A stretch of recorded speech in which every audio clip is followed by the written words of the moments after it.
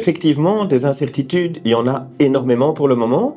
Et les incertitudes, finalement, quand on regarde, il y en a toujours eu. Les incertitudes, elles sont vraiment inhérentes à la vie de l'investisseur. Lorsqu'on investit, on sait une chose, c'est qu'on sera confronté un jour ou l'autre, et très régulièrement, aux incertitudes. Mais ce qui se cache derrière ces incertitudes, et ça on ne doit pas l'oublier, c'est une économie mondiale qui est particulièrement résiliente. Si je fais un retour en arrière jusqu'à la fin de la Deuxième Guerre mondiale, qu'est-ce que je constate? L'économie mondiale, elle a connu à peine 2 années de croissance négative, 2009 et 2020, vous vous en rappelez tout récemment. Toutes les autres années, en fait, l'économie mondiale, elle a continué à croître, malgré toutes ces incertitudes. Et si on regarde plus loin, ce qui se cache derrière tous ces moments de panique, toutes ces incertitudes et toutes ces crises, c'est aussi un marché mondial, une bourse mondiale qui est particulièrement prometteuse, particulièrement positive à long terme. Ça paraît bizarre, c'est étonnant. La bourse mondiale, le marché mondial, il suit une chose, c'est la croissance des bénéfices des sociétés mondiales.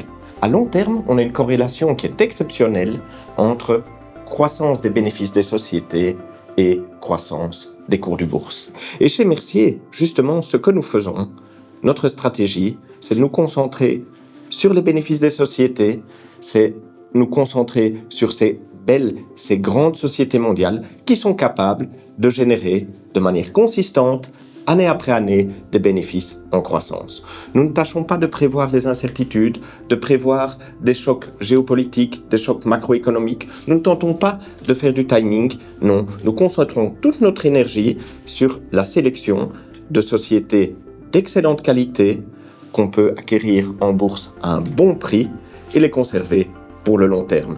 Et donc notre stratégie aujourd'hui, elle est identique, elle n'a pas changé depuis les 22 dernières années. Continuons à nous concentrer pour acquérir des sociétés de bonne qualité à un bon prix. Ce qui caractérise notre gestion chez Mercier, c'est une véritable approche de long terme. Cette approche de long terme, elle découle finalement du mandat familial qui est à la base de la création du fonds Merclan Patrimonium. Oui, en 2010, lorsque les familles fondatrices nous ont demandé de constituer un portefeuille qui permettait de générer à peu près par an, en moyenne, quelque chose de l'ordre de 3% par an au-delà de l'inflation, nous avons constitué le fonds Merclan Patrimonium. C'est vraiment ce mandat qui reste toujours comme fil rouge de la gestion du portefeuille.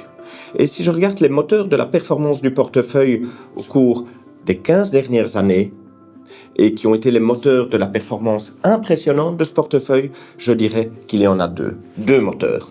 Le premier moteur, c'est la discipline. Discipline en matière de gestion d'actions. Au cours de ces dernières années, des années pleines d'incertitudes, pleines de volatilité, pleines de mode, à tout moment, l'équipe de gestion est restée extrêmement disciplinée.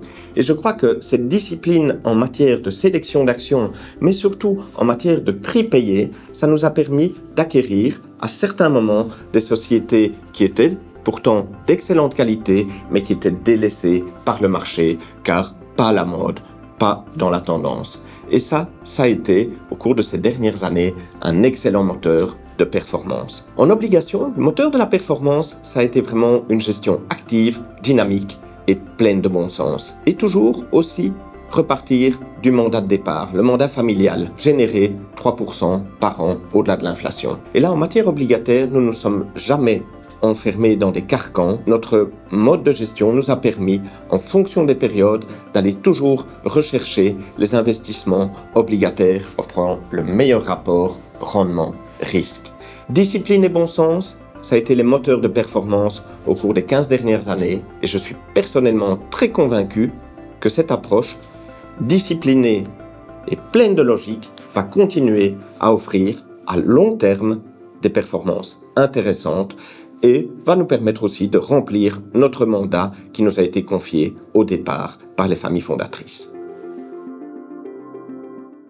C'est pour nous très important d'investir dans des sociétés qui sont capables de générer, année après année, des bénéfices en croissance. Et c'est très important pour nous aussi d'acquérir des sociétés et de conserver des sociétés qui sont correctement valoriser en bourse.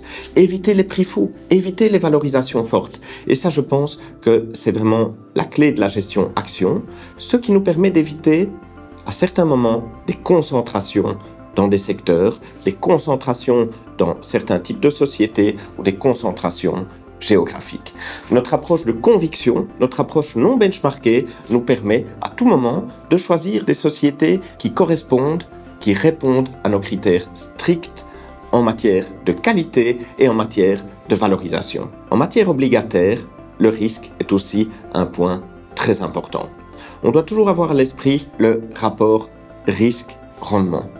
Et en matière obligataire, je crois qu'on peut identifier 3 risques. Le premier risque, c'est le risque de crédit. Je prête mon argent à quelqu'un, est-ce que cette personne sera capable de me le rendre et de me payer en cours de route les intérêts? Un deuxième risque en matière obligataire est le risque de maturité ou le risque de duration. Je prête mon argent à un certain taux fixe pendant 3 ans, 4 ans, 5 ans, voire plus. Attention, à ce niveau-là, j'ai véritablement un risque en cas de hausse des taux d'intérêt.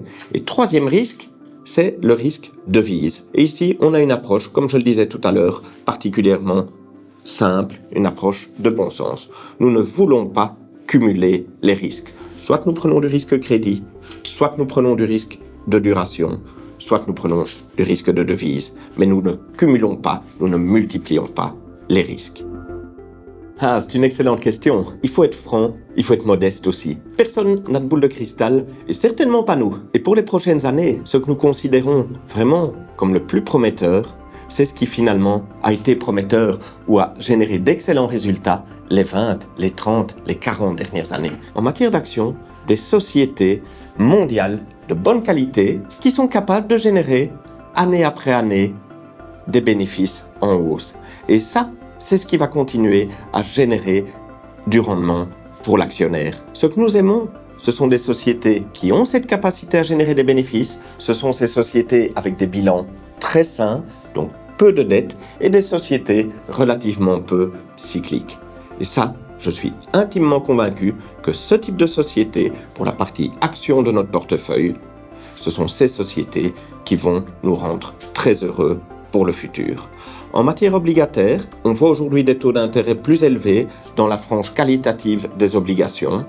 C'est un environnement nouveau qu'on n'avait plus connu depuis des années et nous sommes convaincus qu'il va aussi nous générer de la performance dans les prochaines années. Nous nous y sommes repositionnés depuis quelque temps. On verra comment l'environnement évolue et s'il faut, on prendra un positionnement un peu différent pour profiter en matière obligataire de l'évolution des taux.